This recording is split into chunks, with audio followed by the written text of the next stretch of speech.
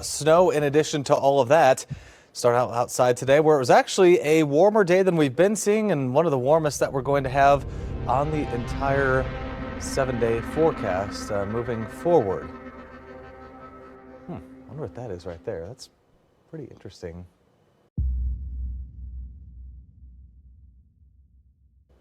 Moving really fast. Okay, let's go ahead and take a look at what we've got here.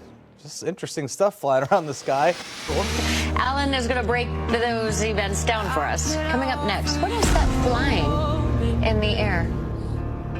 It's a UFO. All right, we'll see it next. It's a UFO.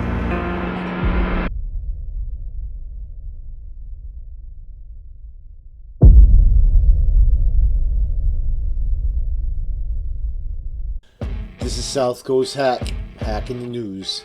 Thanks for joining me. And if you get a minute, smash that like button.